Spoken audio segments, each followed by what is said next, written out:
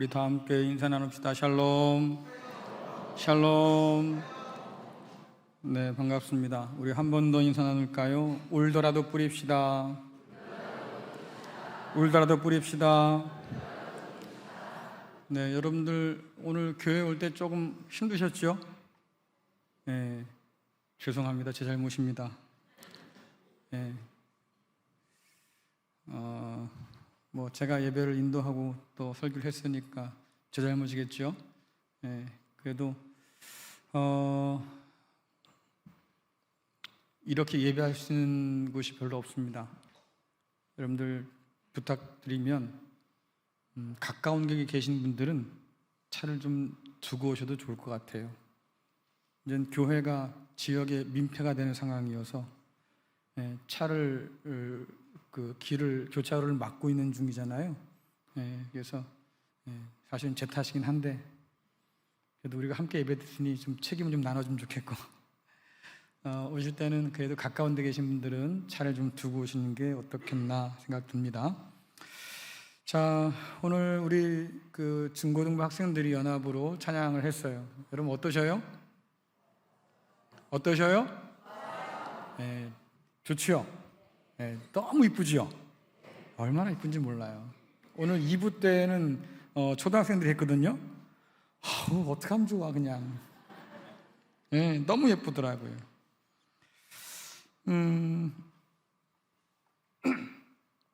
하지만 이런 장면들을 볼 수 있는 교회는 그렇게 많지 않습니다.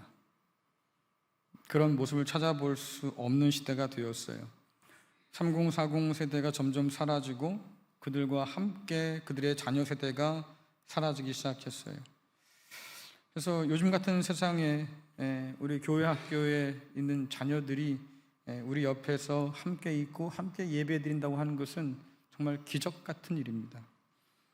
그런 거 있지 않습니까? 개체군이 참 많았는데 점점 사라지기 시작해서 몇 개체가 안 남았어요. 그런 것을 우리는 보호종이라고 합니다. 보호종. 이 개체들이 점점 더 줄면 나중에 정말 찾기 힘들 때가 되면요, 그때는 희귀종이 돼버려요. 그리고 희귀종이 되면 국가는 나름 보호하겠다고 천연기념물을 정합니다. 이들이 그런 사람들이에요. 교회에서 점점 찾아보기 쉽지 않은 사람들, 얼마나 안타까운지.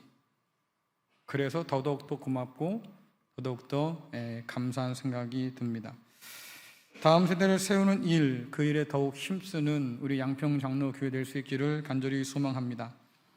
우리는 지난 한 달 동안 주님께서 가르치신 두 가지 비유를 함께 나눠보았어요. 우리 중고등부 학생들은 모르겠지만 그래도 들었던 적은 있을 것 같아. 씨 뿌리는 자의 비유가 있었고 알곡과 가라지의 비유가 있었습니다. 저는 이 비유를 통해서 오늘 우리가 사는 세상을 조금 진단할 수 있겠다 생각이 들어요. 말씀을 받는 서로 다른 태도들이 있었지요. 누군가는 환영하고 그 말씀을 받아들이는 반면에 누군가는 환영하지 않고 거절하거나 아무런 말씀의 능력이 드러나지 않는 사람들이 있었어요. 왜 하나님 나라는 이 땅에서 환영받지 못할까? 많은 사람들에게. 누구나 다 유토피아를 꿈꾸고 모든 사람이 다 행복하게 잘 사는 그때를 바라면서도 정작 하나님의 나라는 왜 환영하지 못할까? 주님 비유에 의하면 그렇습니다. 열매 맺는 땅보다는 열매 맺지 못하는 땅이 훨씬 더 많다 그 말이에요. 길가, 돌짝, 가시떨기, 그들 가운데 떨어진 말씀들이 열매를 맺지 못한다. 왜? 믿지 않으니까. 세상 염려에 모두 빼앗기고 만다 그 말이겠죠.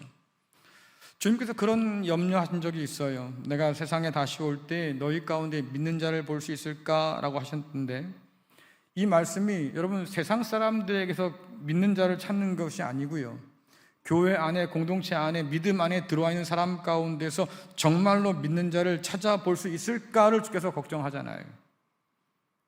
마치 풀밭에서 떨어진 바늘을 찾는 것처럼 그렇게 쉽지 않은 때가 되었다라고 하는 거지요. 좋은 마음을 가지고 주의 말씀을 받아서 열매 맺는 사람으로 그렇게 자라가는 사람을 이제는 찾기가 교회 안에서조차 쉽지 않은 그런 때가 되었다고 생각해 보는 거예요. 이렇게 열매 맺지 못하는 땅은 종종 가라지와 알곡 비유에서는 다시 등장하게 되는데, 다른 알곡의 성장을 방해하는 가라지로 등장합니다.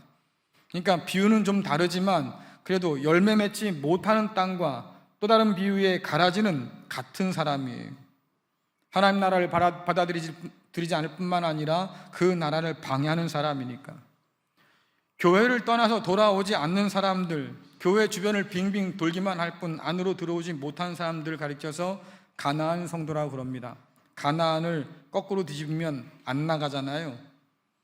교회 안 나가.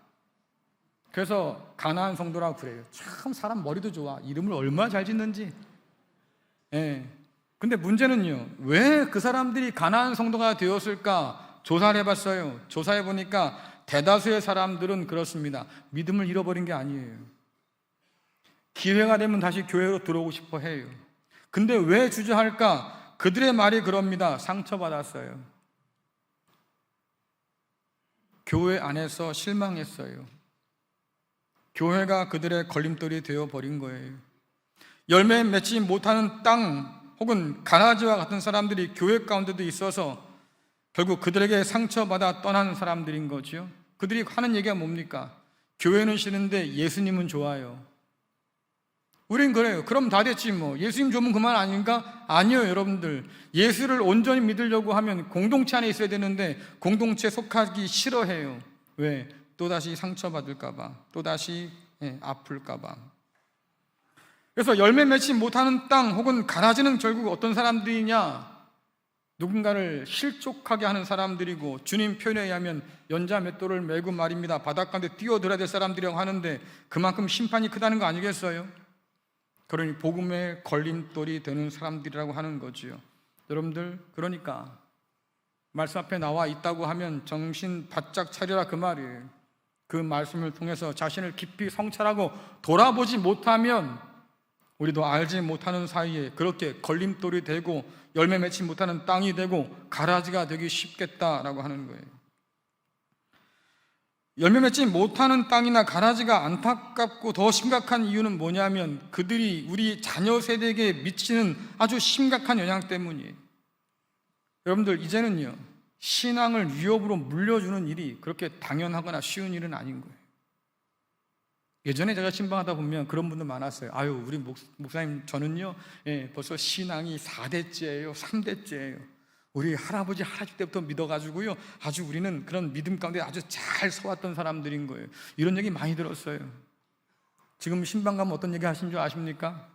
아유, 우리 애가요, 어릴 때는 교회 잘 다녔는데요, 애가 중학교, 고등학교에 대학교 가면서 이상하게 교회를 안 나와요.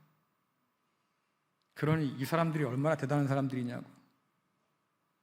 그래도 여러분들 나중에 고등학생 되고 청년회 가면 계속 그 자리에 있어야 돼요. 약속할 수 있어요? 부탁하마. 부탁합니다, 진짜. 여러분 한번 생각해 보십시오. 여러분 자녀는 어떨까? 좋은 마음으로 말씀을 받아서 열매를 맺어가고 있습니까?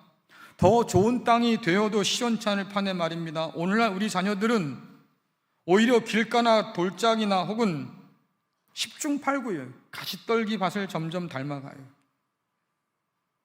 성경이 분명히 경고합니다. 세상 것을 사랑하는 사람에게는 하나님 사랑이 없어 라고 말씀함에도 불구하고 세상을 닮아서 가라지로 그렇게 자라가는 경우가 얼마나 많아요. 믿음 안에 있는 자들도 말입니다, 세상 가라지의 기운에 막혀서 말입니다, 믿음으로 살지 못하는 그런 안타까운 시대예요. 그러니까 교회 안에서는 알 것 같아. 교회 안에서는 좋은 땅 같다고요. 근데 교회 밖으로 나가면 맥을 못 쳐. 그러니까 세상에 있는 사람들이 우리 기독교인들을 보면서 매력 없다는 거예요. 왜? 세상에서는 삐리삐리하게 보이거든. 그게 오늘 우리들의 현실이다. 옛말 틀린 거 하나도 없다고 그러지요. 아유, 옛날 어른 말씀 틀린 거 아무것도 없어. 그래요. 콩 심은데 뭐 나요? 팥나무 이상한 거예요. 콩 심은데 콩 나요. 농사지어 보면 분들은 다 알아. 콩 심은데 콩 나는 게 마땅한 일이지요. 윗물이 맑아야 아랫물이 맑아요. 부모가 자녀의 거울인 것처럼. 그렇지요. 결국 오늘 자녀들의 그 모습들은 누굴 닮겠어요? 우리 부모들 닮는다고요. 그러니 여러분들 긴장하셔야지. 세상과 교회를 염려하는 사람들은 오늘 이 시대를 보면서 오늘날의 교회를 바라면서 뭐라고 말합니까? 신사사시대가 되었다 이렇게 얘기해요. 왜? 하나님을 모르는 세대가 교회와 가정에 넘쳐나요. 이게 오늘 우리들의 현실이에요. 하나님을 안다고 하지만 그러나 세상 앞에 무릎 꿇고 세상과 타협하는 것이 조금도 이상하지 않지요. 부모들도 그렇잖아요. 엄마 나 주일날 교회 가야 되는데, 야 너 시험이 코앞인데 무슨, 니들 엄마 그러지? 그냥 오늘은 빼먹고 그냥 시험 공부 좀 해. 그러면 여러분들 하나님보다 더 중요하다는 것을 여러분들이 친히 가르쳐 주는 거예요. 아주 친절하게. 엄마 나 수련회 가고 싶은데, 야 너 지금 고3 아니냐? 정신 차려야지. 지금 하루가 급한데 공부해야지. 그게 우리들의 현실이라. 자기 소견에 오른 대로 행할 뿐 하나님의 구원하심을 따라서 배우고 살지 않아요. 가르치지 않아요. 그러면서 하는 말이 뭔지 아십니까 여러분들? 아유 우리 부모 세대 때는 믿음이 뜨거웠는데 추억만 안고 살아. 근데 여러분들 추억은요 우리를 변화시키지 못해요. 과거에 묶여 사는 것은 우리를 변화시키지 못한다고. 그들이 그렇게 뜨거웠던 것처럼 야 나도 오늘 뜨거워야겠다 이런 도전을 받을 텐데 추억은 도전을 주지 못해요. 그러니까 마땅히 가르쳐야 할 것을 교회도 가정도 가르치지 않는 시대가 되었습니다. 코로나 이후에 교회와 가정은 점점 더 사사시대를 닮아가지요. 말씀에서 점점 더 멀어지기 시작해요. 예배의 자리를 점점 더 멀어지기 시작해요. 모이기에 힘쓰지 않아요. 마치 주님께서 오실 날이 아직도 한참 남은 것처럼 그렇게 여유를 부리며 사는 것, 그게 오늘 우리다 그 말이에요. 근데 여러분들 그거 참 중요한 겁니다. 사사시대가 계속되면 결국 바벨론 포로 시대가 다가와요. 이게 이스라엘 백성 역사예요. 사사시대 이후로 말입니다. 이스라엘 백성들이 우상을 용납하지 않은 때가 없었어요. 심지어 성전을 지어놓고도 성전 제단 옆에다가 우상을 세워둔 사람들이 이스라엘 백성 아닙니까? 둘 다를 섬기면 더 좋아. 이게 그 당시 사람들의 생각이에요.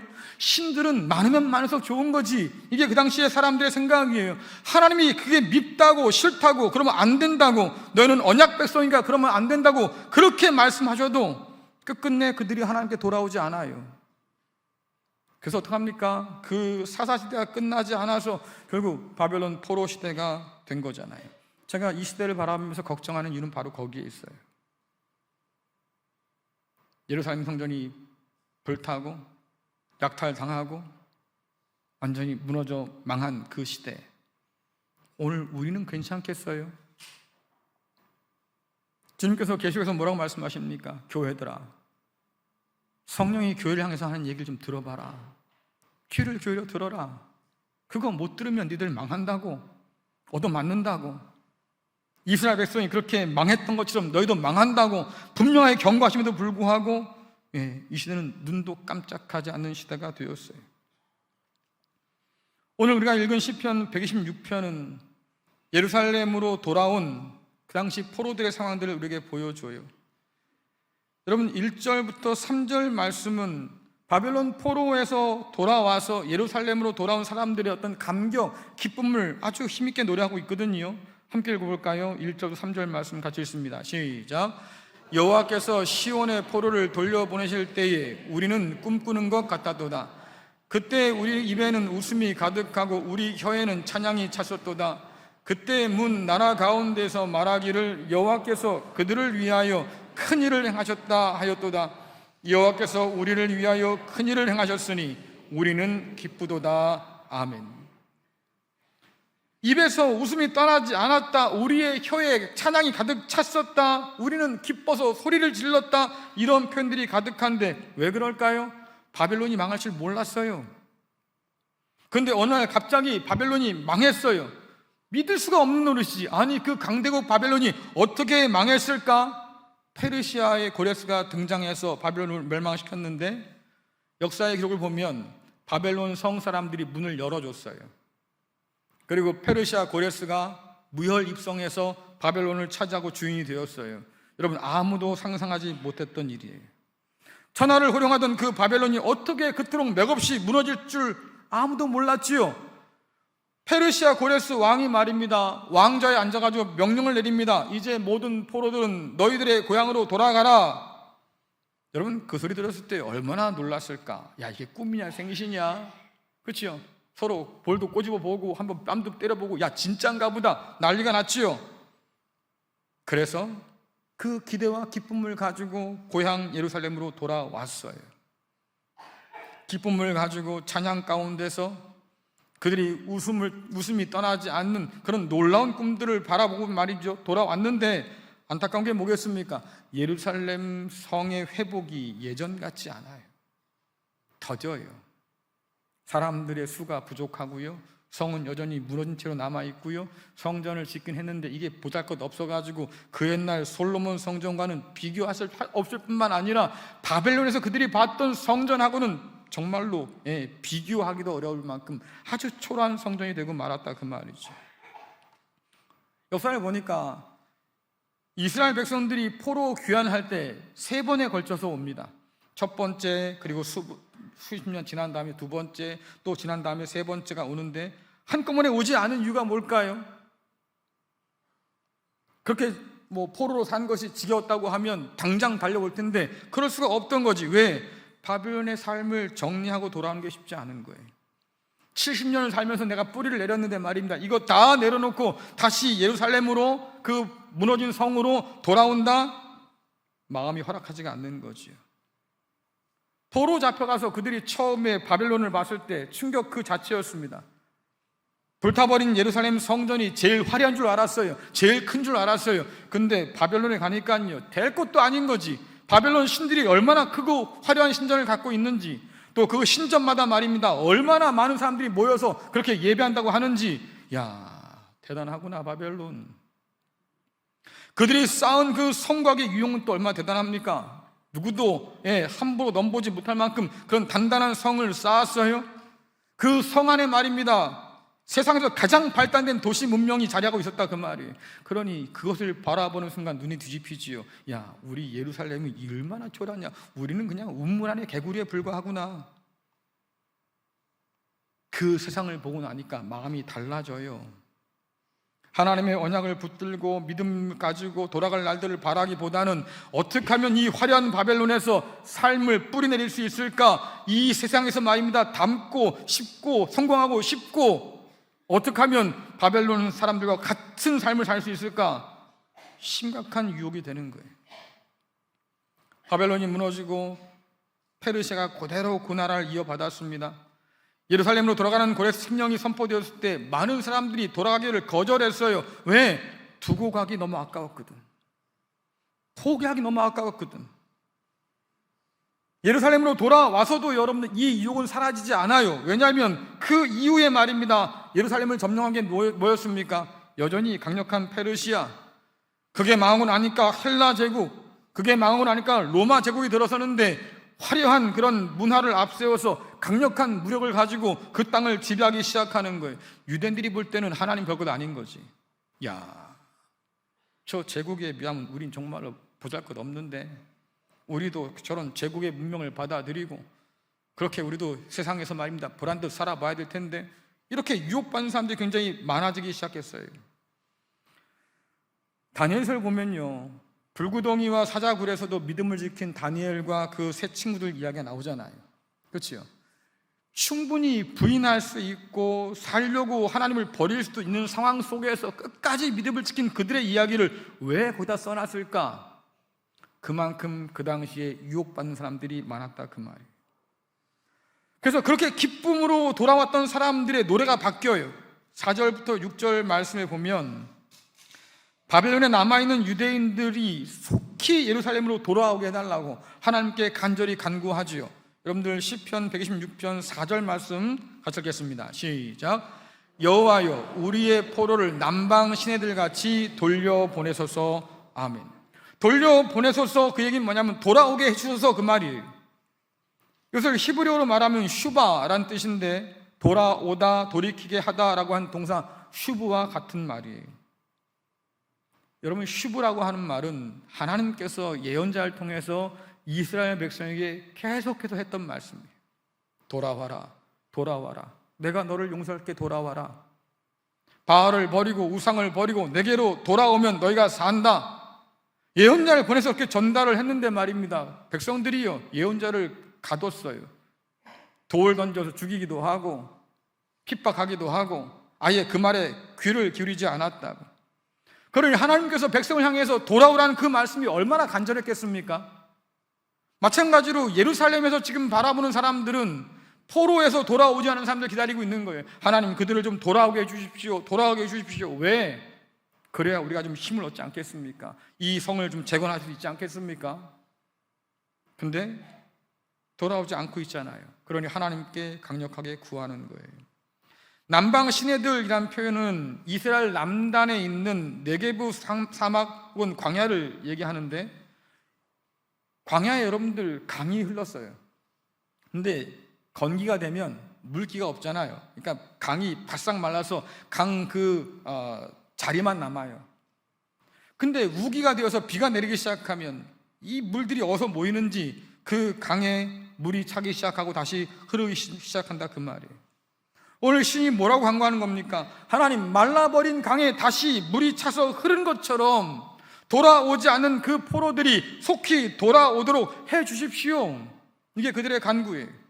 하나님께서 지난날 포로들을 돌려보내셨던 것처럼 이제 그 남은 자들도 예루살렘으로 올 수 있도록 하나님 도와주십시오. 이게 그들의 간구였어요. 세상에 취해서, 바벨론 문화에 취해서 돌아오지 않는 자들이 돌아오기를 바라는 것, 그들이 그 시인의 마음이 바로 그랬다, 그 말이죠. 더 나아가서 시인이 뭐라고 합니까? 돌아오게 하실 그 하나님 앞에서 결단하는 거예요. 내가 언약대로 하나님께서 예루살렘을 회복시킬 날들을 내가 소망하겠습니다. 믿음의 결단을 가지고 노래하는데, 여러분 시편 126편 5절 6절 같이 읽겠습니다. 시작. 눈물을 흘리며 씨를 뿌리는 자는 기쁨으로 거두리로다. 울며 씨를 뿌리러 나가는 자는 반드시 기쁨으로 그 곡식단을 가지고 돌아오리로다. 아멘. 여러분, 이상하지 않아요? 씨를 뿌리는데 왜 눈물을 흘려요? 여러분 가운데 밭을 만들어서 씨를 뿌려본 사람도 있을 텐데, 텃밭이라도 만들어서 할 테니까, 그렇죠? 여러분, 그거 만들고 뿌릴 때 어때요? 너무 힘들어서 죽겠어요. 그러고 뿌려요? 이놈의 뿌리는 대체 왜 나는지 모르겠어요. 그러고 뿌리냐고. 여러분, 적어도 밭을 갈고 말입니다, 씨를 뿌릴 때는 농부는 기대가 있어요. 어떤 기대? 야, 이거 잘 가꿔가지고 내가 풍성한 걸 거둬야지. 그 뭐하게? 이웃도 좀 나눠주고 친구도 좀 보내고 친척도 좀 보내고 내 자녀들에도 좀 주고, 그런 기대감이 있잖아요. 근데 오늘 말씀에 보면 뭐라고 그래요? 씨를 뿌리는데 눈물을 흘린대요. 눈물을 흘리면서 씨를 뿌리러 나가겠대요. 뿌리기 싫은데 자꾸 뿌리라고 하니까 나가는 겁니까? 그건 아닐 것 같아. 그럼 왜 도대체 그럴까? 비가 올 기미가 보이지 않는 거예요. 여러분들 농협이나 이런 데서 받은 씨앗상에서 받은 달력 보시면 언제 씨 뿌리라는 다 나와 있죠. 이 씨는 요때 뿌려야 됩니다. 그럼 그 전에 밭 준비하고 그때 씨를 뿌려야지 적당한 때 거둘 수 있습니다. 다 나오지요. 그때가 된 거예요. 근데 뭐가 안 와요? 비가 안 와. 비가 안 오면 그럼 뿌려야 돼요, 말아야 돼요? 그게 고민인 거지. 뿌려봐야 비 안 오면 다 타 죽을 건데 씨가, 그걸 뿌려야 될까? 고민되는 거잖아요.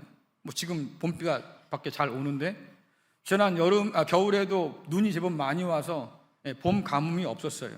또 봄이 되니까 비가 종종 제법 잘 내려서 아마 지금 여러분들 농사 짓는 분들은 봄 가뭄 얘기 안 할 겁니다. 근데 불과 몇 년 전만 해도 말이죠, 비가 안 와가지고 봄에 농사 짓는 분들이 끌탕을 했어요. 이거 비가 좀 와야 될 텐데 이거 어떡하나. 똑같은 상황이에요. 비가 오지 않아요. 씨는 뿌려야 되는데, 만약에 씨를 뿌렸는데 비가 계속 오지 않으면 다 타들어가고 농사 다 망칠 텐데 이거 해야 돼요, 말아야 돼요? 속이 타들어가는 거지. 그래도 가만히 있을 수는 없고 손가락 빨고 있을 수는 없으니까 그래서 씨앗을 가지고 나가요. 뭐가 눈에 들어옵니까? 바싹 말라버린 밭이 눈에 들어옵니다. 그 바싹 마른 밭처럼 그 농부의 마음도 타들어가는 거예요. 씨를 뿌려보는데 땀만 나는 게 아니에요. 눈물도 나요. 도대체 이 씨가 어떻게 될 것인가? 풍성하게 맺을 것인가 말 것인가? 한 해 농사 망칠까 말까? 그래도 여러분들 오늘 이 시인이 그래도 뿌려볼랍니다. 울더라도. 왜? 하나님께 희망을 걸어보는 거예요. 우리를 바벨론에서 예루살렘으로 돌아오게 하신 하나님, 그 하나님께서 남은 포로들도 돌아오게 해주시면 좋겠습니다. 간절한 간구. 그리고 그 하나님을 의지해서 내가 뭐라도 한번 해볼게요. 울더라도 내가 한번 씨를 뿌려볼게요. 저는 이 주님 비유 속에 있는 씨 뿌리는 사람과 시편 126편의 씨 뿌리는 자의 공통점을 생각해 봤어요. 첫 번째가 뭐겠습니까?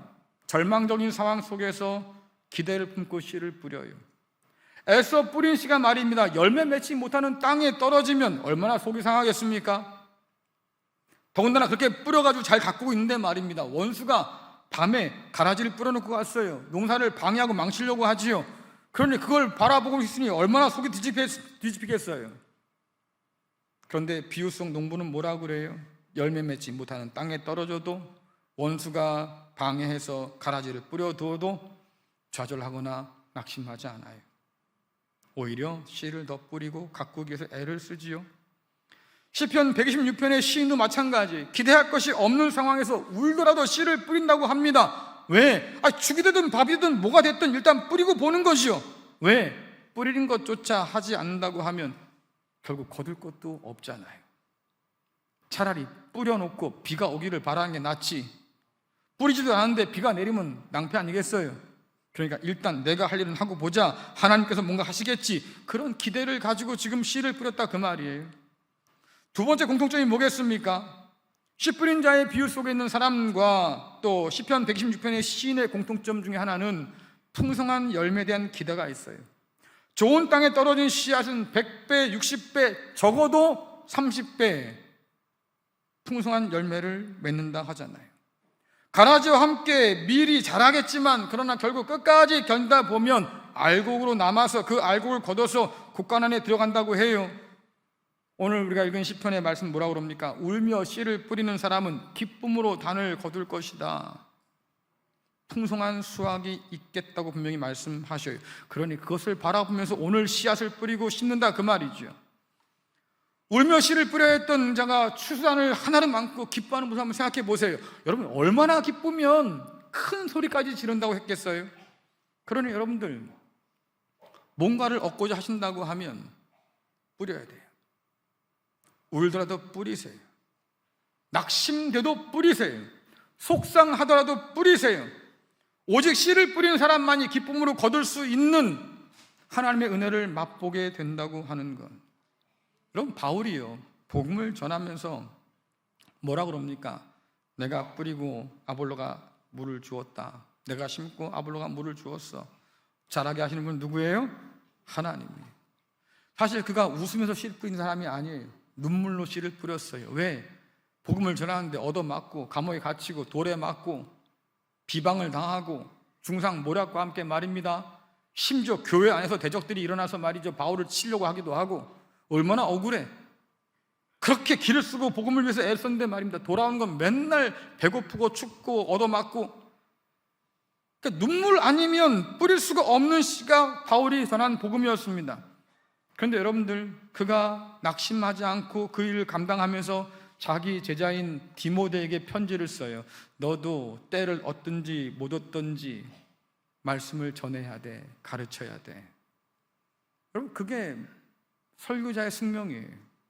하나님께서 예레미야를 부릅니다. 예레미야야 너 내가 가라는 데서 가서 그 사람에게 내가 전하란 말만 전해야 돼. 전했어요. 얻어맞았어요. 기분이 영 안 좋아. 하나님 아니 나 지켜준다며 내게 노성벽이 되어준다고 그렇게 철저하게 약속해놓고 어떻게 나한테 이럴 수 있어요? 나 이제 안 할 겁니다. 입을 꼭 다물고 말았어요. 근데 뭐라 그럽니까? 내가 그렇게 입을 다물고 앉아있으니까 내 속에 천불이 난다. 주의 말씀이 너무 뜨거워서 내가 입을 열어 전하지 않을 수가 없었다. 여러분 이게 설교자의 숙명이라고요. 울더라도 뿌려야 되는 것. 그리스도 예수를 믿는 사람들에게 주어진 전도의 사명도 마찬가지예요. 울더라도 뿌려야 되는 것. 그렇게 우리가 애쓰고 씨를 뿌리면 마침내 하나님께서 자라게 하신다. 여러분, 오늘 우리에게 이 확신과 믿음이 필요해요. 포기하지 않고 울며 뿌리면 반드시 거둘 줄로 믿습니다. 세상은 언제나 위기라고 말해왔어요. 여러분 살아오면서 위기가 언제 있었습니까? 언제 여러분 삶이 위기에 있었어요? 예? 생각해보면요, 매년 위기예요. 그렇죠? 올해가 작년보다 조금 더 나아서 위기처럼 안 보일 수 있겠지만 위기예요. 세상은 언제나 그래요. 위기라고 말해왔고 그 세상 속에 있는 교회도 언제나 위기였어요. 그런데 코로나 이후에 바라보는 세상과 교회는 여전히 위기 가운데 놓여 있어요. 모든 통계와 지표를 살펴보면 오늘날 교회는 절망적이에요. 5년에서 6년 안에 전국 교회 30%가 문을 닫았어요. 지금도 서울에서는 교회 합병하느라고 정신이 없어요. 왜? 더 이상 유지할 수 없으니까 야, 우리 합쳐서 그래도 한번 해보자. 그래서 교회 합병이 그렇게 많이 있어요. 몸부림쳐 보는 거예요. 하지만 통계는 굉장히 냉정합니다. 5, 6년 안에 30%의 교회가 문을 닫는다고 기록되어 있어요. 교회학교와 그들의 부모 세대인 3040 세대를 교회에서 찾아보기가 이제는 어렵게 되었어요. 돌아오질 않아요. 교회학교가 텅텅 비기 시작하고 그들의 부모 세대를 찾아볼 수 없는, 그래서 교회는 계속 노령화가 되어가고 이제는 내리막길을 걷고 있다는 진단이 나올 수밖에 없는 상황들. 울어야 할 만큼 절망적이고 낙심되는 상황이 분명합니다. 아마 여러분들에게는 이런 통계나 이런 지표들이 그렇게 썩 와닿지 않을 수도 있어요. 왜? 우리 교회는요 좀 이상해요. 새 가족이 계속 등록해요. 교학교 학생들이 계속 늘어요. 지난주에 제가 보고를 받았는데요, 초등부가 70명이 예배드렸어요. 선생님까지 합치니까 80명이 넘어요. 저한테 볼멘소를 해요. 예배당이 부족해요. 어떻게 하면 좋아요? 제가 그랬어요. 이 본당은 내줬으면 좋겠다. 그렇죠? 아니, 아이들이 몰려서 이 본당을 채운다고 하면 그건 못 해주겠어요? 까짓 거 뭐 내주지 뭐. 여러분 천막 치고 밖에서 예배드려도 괜찮아요. 애들이 와서 여기서 가득 찰 수만 있다고 하면. 그렇잖아. 근데 여러분들 한번 생각해 보세요. 그러니까 피부에 와닿지 않는 거예요. 아니, 교회가 왜 준다고 그래? 교회가 왜 망한다는 거야? 우리는 잘 되고 있는데, 여러분들 말씀드렸지만 우리가 특수한 상황인 거예요. 우리가 일반적인 상황이 아닌 거예요. 보편적인 교회 현실은 매우 참담하고 어려워요. 매우 특별한 상황 속에 놓이는 우리가 앞으로 남은 10년을 바라보면서 한번 진단해 보세요. 여러분, 냉정하게 향후 10년을 바라볼 때도 이럴까요? 그때도 계속 새 가족들이 밀려오고, 그때도 계속 아이들이 늘어가기 시작하고, 그때도 계속 교회는 부흥할까요? 장담할 수 있어요? 저는 죄송하지만 장담하기 어려워요. 그게 오늘 우리들의 현실이에요. 제가 일부 때 그랬어요. 10년 후에 일부 예배 남아있을까요? 모를 일이지요. 하지만 진행되는 과정들을 보면 쉽게 낙관하기 어려운 데다. 자녀 세대가 우리 가운데 있는 건 기적 같은 일인 거예요. 청년들이 우리 가운데 움직이다고 하면 기적 같은 일인 거예요. 이 기적을 맛보면서도 여러분 당연하게 여긴다고 하면 우린 문제가 있는 사람들인 거죠. 남들이 경험하지 못하는 일들을 경험하고 있는 이 상황들을 여러분 감사할 수 있게 하기 바랍니다. 이렇게 절망적인 상황 가운데 변하지 않는 한 가지 사실이 있는데, 그것이 우리가 걸 유일한 소망이에요. 하나님께서 여전히 살아계셔요.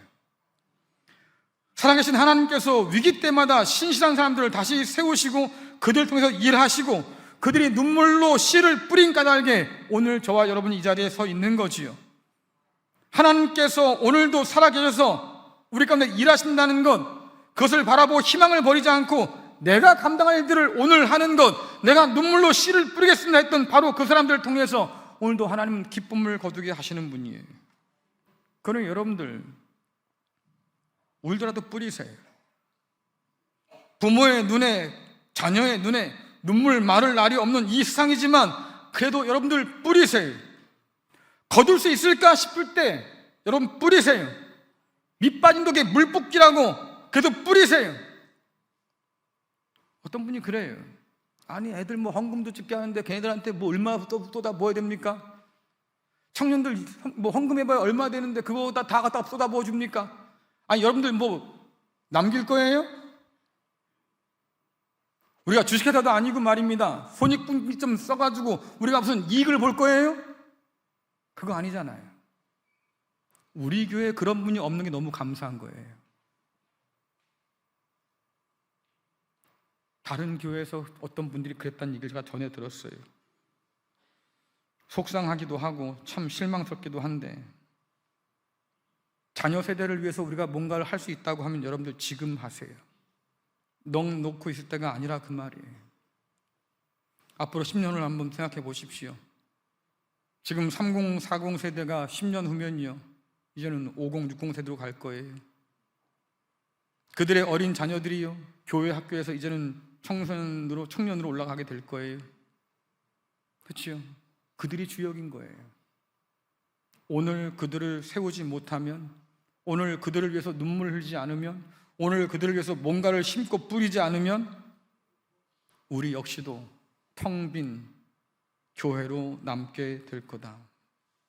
그러니 여러분들 각성하셔야죠. 하나님은 오늘도 눈물로 뿌린 자들을 통해서 일하시고 풍성한 열매를 거두게 하셔요. 그러니 여러분들 울더라도 뿌릴 수 있기를 간절히 축원합니다. 노예 때문에 제가 몇 번 이제 나갔다 오면서 목사님들을 만났는데 한 목사님이 저한테 그래요. 저랑 잘 아는 목사님이신데, 목사님, 내가 얼마 전에 펑펑 울었어요. 왜요? 제가 목회하면서 이렇게 울어본 적이 없는데요. 그날은 제가 펑펑 울었어요. 물어봤어요. 도대체 왜 울었다는 거예요? 얘기를 들어보니까 주변에 아파트가 들어왔어요. 우리랑 비슷한 형편. 그 아파트에서 말입니다, 젊은 부부가 아이를 데리고 교회를 등록을 한 거예요. 얼마나 감사해요. 한 달 동안 예배를 잘 드렸대요. 한 달 지난 어느 날 주일날 목사님을 찾아왔어요. 목사님 잠깐 뵐게요. 그리고는 어렵게 말을 꺼내 놓는 것이, 목사님, 제가 이 교회 와서 목사님 말씀도 좋고 교회 분위기 좋아서 참 좋았는데 제가 안타깝게도 교회를 떠나야겠습니다. 그래서 뭐가 문제입니까? 뭐가 어려움을 있었습니까? 근데 이분 하는 얘기가, 네, 저는 참 좋은데요, 우리 아이가 신앙을 가지고 자랄 수 있는 그런 환경이 없네요. 그 교회가, 교회 학교가 없어요. 그래서 아이가 예배할 수 있는 곳을 찾아보고요, 그쪽으로 떠나야겠습니다. 교회를 정했다고 인사하고 떠나갔어요. 그 부부를 보내놓고 목사가 목사관에 들어가서요 펑펑 운 거지요. 그 이야기하면서 저한테 하는 얘기가 뭡니까? 김 목사님, 혹시 전도사님 좋은 분 계십니까? 없어요. 소개할 만한 사람이 없어요. 왜? 다 우리 교회에 있거든. 그러니까 보낼 수가 없잖아요. 내 코도 석자요. 우리 애들도 있는데 어떻게 보내? 좋은 사람을 찾아줘요. 내가 알아는 볼게요. 근데 쉽지는 않을 거예요. 근데 왜 전도사님을 구하는 겁니까? 그분이 그래요. 교회 학교는 없어요. 근데 준비는 해놔야 될 것 같아요. 아이가 없어도 전도사님을 모시고 준비를 해야 될 것 같아요. 그래야 누군가 그렇게 왔을 때 다시 떠나가는 일이 없을 것 같아요. 여러분, 이게 오늘 교회의 현실이에요.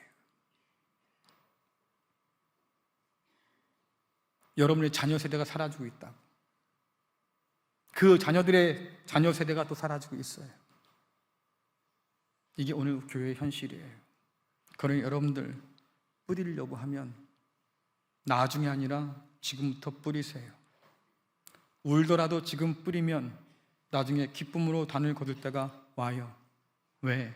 하나님 오늘도 살아 계시거든요. 그 하나님 믿고 울면서 뿌려서 아름다운 열매를 풍성히 얻는 우리 모두가 될 수 있기를 간절히 축원합니다.